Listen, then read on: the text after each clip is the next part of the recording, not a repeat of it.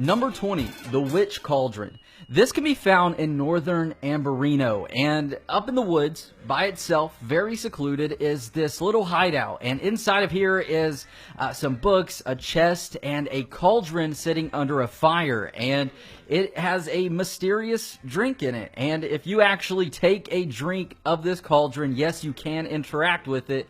Arthur is going to black out, and he's going to wake up outside of this hideout. He's going to be just a few feet away, just by himself. He passed out from whatever is in this mysterious cauldron. Number 19, how to talk to Bigfoot. This one is really cool. So before actually doing this and triggering this Easter egg, what you need to do is have discovered at least a bare minimum of 30 animals. And by discovering animals, I mean going up to them and either holding R1 or RB to discover them and to add them to your compendium. Once you do that, you're going to need to head to this location in northern Amberino, and you're going to see some strange birds in the air. And you need to follow them around, and they're going to lead you to this cave with a giant rock in front of it, and you hear a voice inside. And it's a man who describes himself as being very big.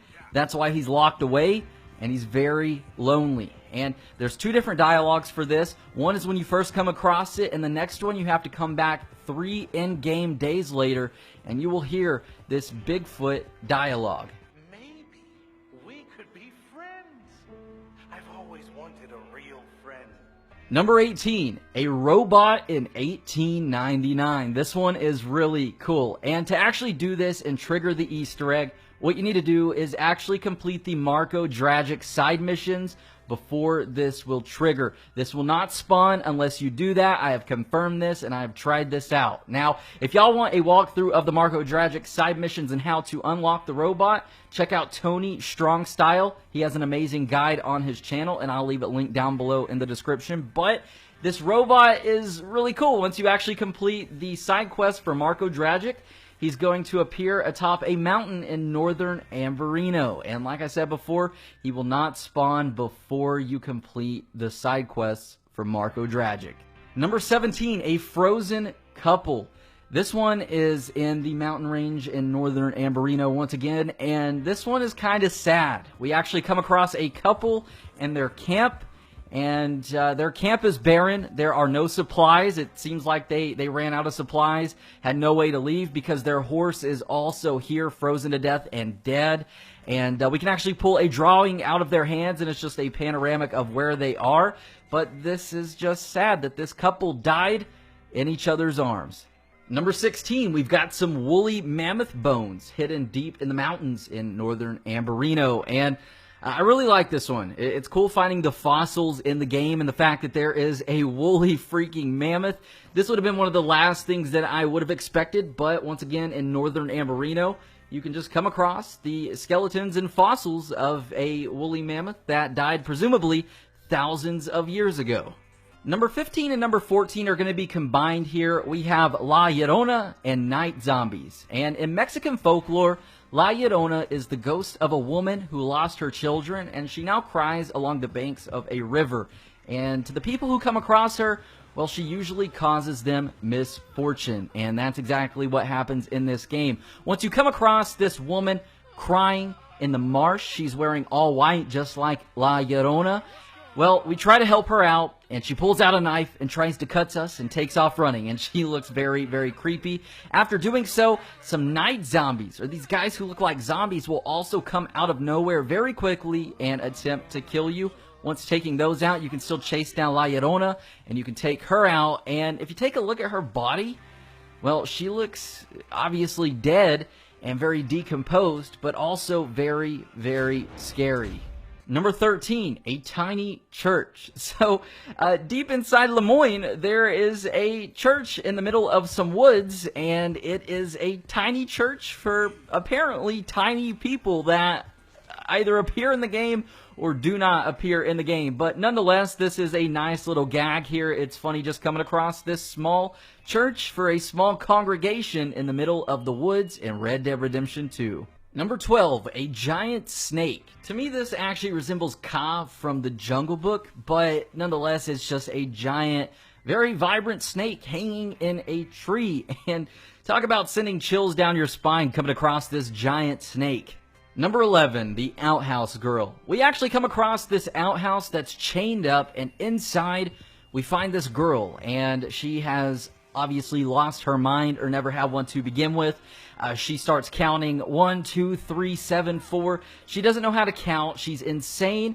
And also, she has ripped the hair off the top of her head. So she went to the barber and said, hey, give me that Dr. Phil haircut. But nonetheless, we've got this just insane girl in an outhouse. And I'm not sure what this is a reference to. I know back in the days that Red Dead Redemption 2 took place, people like this were not treated kindly. So her family presumably just locked her away. Number 10, the well prisoner. We actually could come across a water well in the game, and if you climb down the ladder and go inside, not only can you find a bunch of coins, but you can actually find some tally marks engraved into the side of this water well, meaning that at one point there was probably a prisoner down here, and these tally marks were the number of days that he was down there. There's also some drawings of clouds and a sun.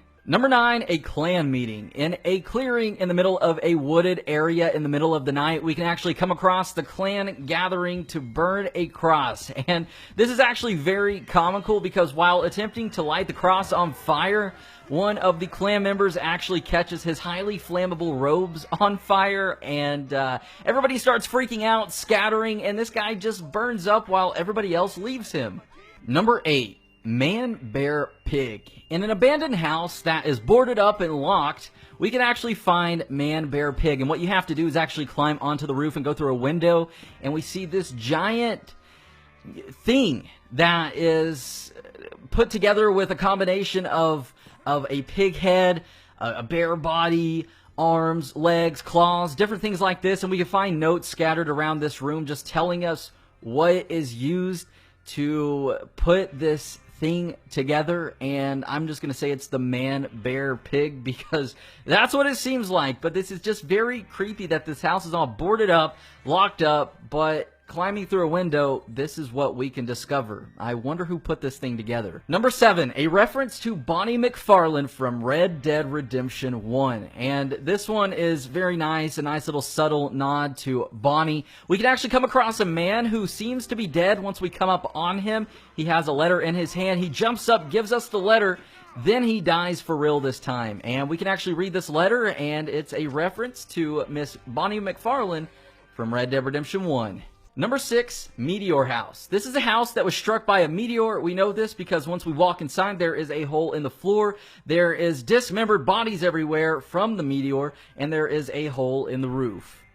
Number 5, UFO number 1. Found in an abandoned shack at 2 a.m., we not only have an Easter egg in reference to the Heaven's Gate cult, a real-life cult that all committed suicide on bunk beds while wearing matching Nike shoes, and that's what these bodies in this shack are doing. They're all wearing matching shoes. They're not Nikes, but they committed suicide believing that a higher being would take their souls and they would come back when the time was right. And we find all of this mysterious stuff in this shack, and at 2 in the morning or 2 a.m., a UFO will spawn and fly above us for around 2 hours before flying up into the air and disappearing.